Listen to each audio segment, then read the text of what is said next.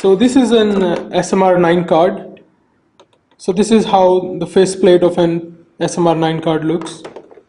So this port here, line receive and line transmit, I'm pretty much sure that you already know about these ports because we did the line connection. So this port goes outside in the field, which connects to the next node. It's a line for line connection. And these ports, OSC receive and OSC transmit. This is for the OSC connections, which connects with the TNC.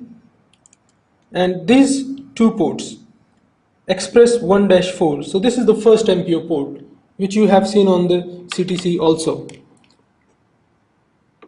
So you can see on the CTC also on right hand side corner. So that's the first MPO port here, Express 1-4, which is shown on the CTC functional view and here. And then this is the second MPO port, 5-8. So 1-4 means total 4 channels, which includes both receive and transmit directions. So it means total 8 fibers. So this is an MPO 8 port. And this is 5-8. This is also means total 4 channels, which includes both transmit and receive. So it is also an MPO 8 port. And you can see here the same way it's showing on the functional view. So this is MPO first, this is MPO second, and it have only 2 MPO ports.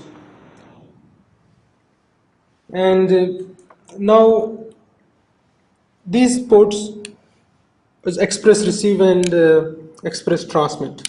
So this card have these 2 ports available in LC. It's an SMR9 card, so total 9 receive and 9 express receive and 9 express transmit. This can be used for local add drop. For example, you can connect an MD48 odd here, or you can directly connect a transponder, muxponder also. So depends on how you want to use it, but this port can also be used. And these ports are monitoring port. So now I'll show you, I have the MPO cables here. So I have the MPO cables here. So this is a typical MPO 8 cable. So as you can see on these cables, there is no marking here. So I would suggest you to mark these cables at MPO 8. Because this will help you in identifying them. So as you can see on the CTC, we have this SMR9 MPO first, which is Express 1-4. Let me show you. So this is how a DEC 5 looks, and these are the MPO ports. This is the port which is used for inventory management. But yeah, these are all the MPO ports. 5 MPO ports. So we're going to connect, in this case on the CTC you can see we have slot 7. Let's start with slot 2 first, just to make it easy. So slot 2 we're going to connect port first. So that's the connection, MPO connection, degree 1, right? It will going to connect with MPO first port. So this is the card, MPO first port. So yeah, this is the simple connections. So all these 4 channels, including transmit and receive, are going into the first port, and the first port have interconnection with all the remaining ports. So same for the second card, the MPO first port of the second card will go on to the second port, and then there is a 1680. So let me show you, I have a 1680 here. So this is how 1680 looks. So this port is degree 1-4. So this degree port will always going to connect with the patch panel. In this case, the patch panel would be DEC 5 patch panel, right? So this is also an MPO 8 port. So you need a standard MPO 8 cable, and this cable is called as an MPO 8 cable. So if you want to buy this cable, you have to ask for an MPO 8. So this is how you're going to connect this card. We're going to connect with, same with degree 5. So on port 3 as per our design. So this will go in port 3. Yeah, so this is a simple connection. And if you have, I don't have one SMR9 here, but gonna do this in lab, so that another SMR9 we're going to connect here. So in this way all these cards are interconnected with each other through this passive patch panel. This passive patch panel is very useful. So now let's check the remaining ports here. So we're gonna talk about these two ports later, or you can watch the tutorial of 1680 which will explain all the ports. But for now, we are making a connection on this port channel 1-8. So channel 1-8 will going to take 8 channels, which includes both transmit and receive. So it's a 16 connections total. So it will going to take those 8 channels and can reroute through this degree. So this port is an MPO 16 port. It's easy to remember. It's 8 channel means 8 transmit, 8 receive. So it's 16, MPO 16. And MPO 16, in some of these MPO 16, you can see there is a marking here. If you can show 24 fiber.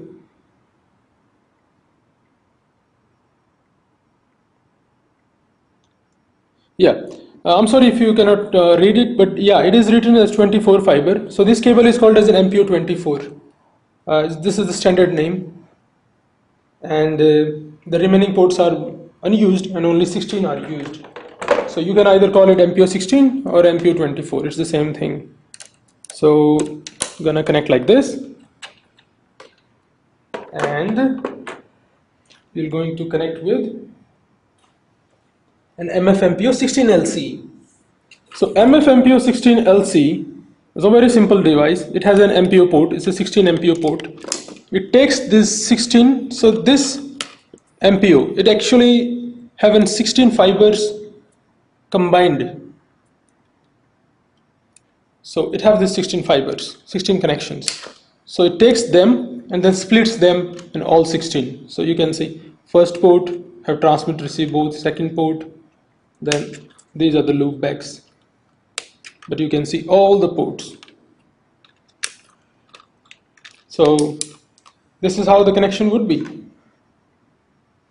So this is how a connection would be. SMR 9 goes to DAG 5, then there will be another SMR 9 goes to this DAG 5 second port, then there will be 1680 goes to DAG 5 here, and then there is an MFMPO. So if you connect a transponder here, then that transponder wavelength will be available, will go here, and then from here it can be routed either to this SMR9 or to the another SMR9 via this DAG 5. So now let's check for SMR20. So the SMR20 is same as SMR9. The only difference is it have more express receive ports. Yeah, there is some more differences about the amplifiers gain, but we're gonna talk about them later. But the only difference here you can see is that it have more express receive ports. It's an SMR20, so it have 20 express receive and 20 express transmit. So this is the first MPO port. It's written express 128. So it means that first of all it is considered as MPO first port, MPO 1, and this has express 128. That means total 8 channels. Total 8 channels means 8 transmit and 8 receive. So means total 16 fibers, right? So it's an MPO 16 port. And MPO, so you need an MPO 16 cable. MPO 16 cable is also called as MPO 24 cable. MPO 24 cable is industry standard name. So if you want to buy a cable, you have to buy an MPO 24 cable. Second port is also an MPO 9 to 16 port. So 9 to 16 also means total 8 channels, which are 8 transmit and 8 receive. So that makes total 16 connections, 16 fibers. So it's another MPO 16, and MPO 24 cable is required. Again, MPO 24 is industry standard name. Now 17 to 20, so on a third MPO port, only 4 channels are available. So that means 4 transmit and 4 receive. So that means 4 transmit, 4 receive means total 8. But that doesn't mean that it's an MPO 8 port. By default, it's an MPO 16 port. So never connect an MPO 8 cable here. You will still need an MPO 16 cable here. Okay, is that clear? These ports you already know, line transmit, line receive, OSC transmit, OSC receive, you also aware of these ports, and these ports are used for monitoring. So these are the only available ports. It's a pretty easy card. Now you can see on the CTC, this SMR20 MPO first port is connected with DEG 5. So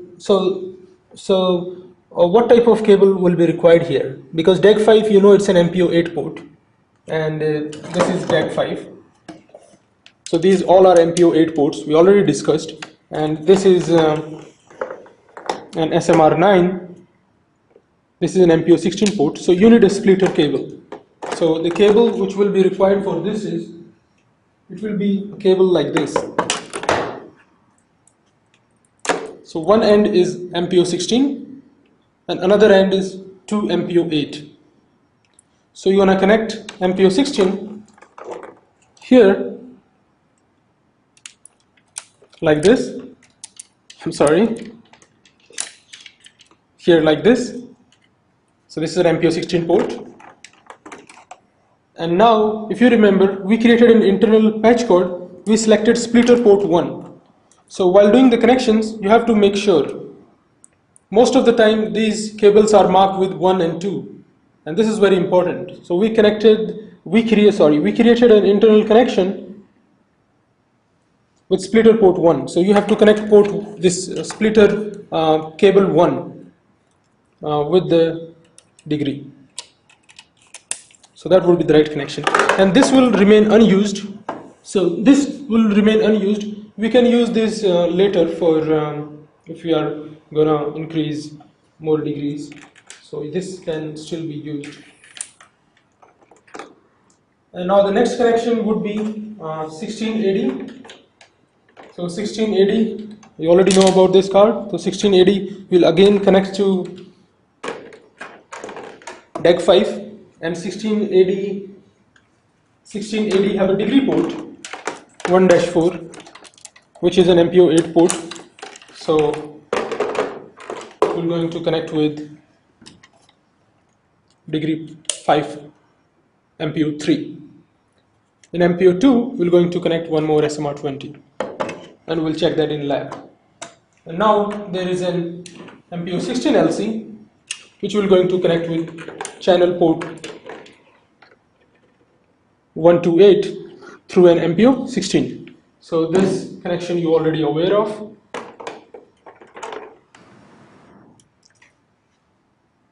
So this is how 16WXC looks. So on 16WXC there are 4 MPO ports. First MPO port express 1 to 4 have 4 transmit, 4 receive. So total 8 fibers. So it's an MPO 8 port. So it can take 4 transmit, 4 receive. Express 5-8, again 4 transmit, 4 receive. So total 8. So it's an MPO 8 port. 9 to 12, again it can carry total 4 channels, which makes 4 transmit, 4 receive. So it's an MPO 8 port. And the last one is also total 8 from 13 to 16. So this is also an MPO 8 port. So all of these are MPO 8 ports. Each one of them can carry 4 channels, 4 transmit and 4 receive. So total 4 channels. 16WXC, because it have total 16 express receive ports and 16 express transmit ports. It can connect to 16, it can take channels from 16 different directions. So you can also say that way. So that's why it's 16WXC. 1, 2, 3, 4, each 4. So 4 into 4, 16. It have COM transmit and COM receive port, which gonna connect with an amplifier or a line side card. It doesn't have a line port, so that's why we have to use an line card separately. So in our case, as you can see on the CTC, we are connecting the 16WXC with the line card. So the COM transmit of 16WXC is going into the COM receive of this EDFA24, and COM transmit goes to COM receive. So we have to do these connections also in the lab. And now here you can see that 16WXC first MPO port, MPO first. So MPO first here means this is the first MPO, right? So MPO first port will going to connect with degree 5. So slot 14 connects with port 2 of degree 5, and slot 3 connects with port 1 of degree 5. So let me show you these connections. So we'll take a degree 5. This is a degree 5, right? we'll take an MPO 8 cable. So let's connect, and it will going to connect with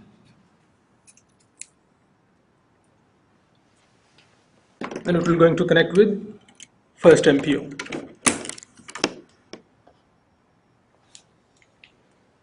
Now you can see on the CTC we have a 12 AD which will going to connect with DEC 5 port 3. So this is how a 12 AD looks. 12 AD have so many ports, 1, 2, 3, 4, 5, 6. But you have to pay one attention here. You have to look for this #1. So this #1 and this #1 means these two ports are interconnected with each other. #2, these two ports are interconnected with each other. #3 and #3. So these two ports are interconnected with each other. So you have to pay attention to this #1. So this first MPO #1 means first MPO. It is used for degree 1-4. So that means this port will going to connect with degree 5. So this port here, this way, you're gonna connect with and degree 5. You're gonna connect with degree 5. So as per our CTP design, it will go to this degree port 3. And now, as I said, this #1 and this #1, they are interconnected with each other. So now this port will going to connect with MPO 8LC. So you can see in the CTC, MPO 8LC connects with this #1 here. And why MPO 8LC and why not MPO 16LC? Because this is channel 1 to 4. So it means total 4 channels. Total 4 channels means 4 transmit, 4 receive. So total 8. So it's an MPO 8. So we'll need an MPO 8. So same as MPO 16LC, this is an MPO 8LC. So it have only total 8 LCs. Port 1, 2, 3, 4. Total 8 LC ports. 1 MPO port. So we're gonna need another MPO cables like this, and we're going to connect it with 12 AD here. So this is how it will look.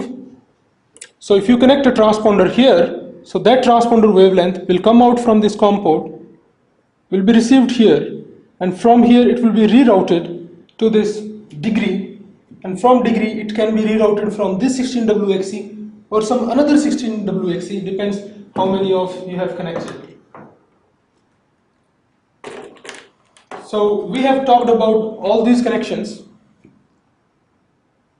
SMR20, 16WXC and SMR9. So now the next step is we'll go to the lab and we'll do these connections on the live nodes in the lab.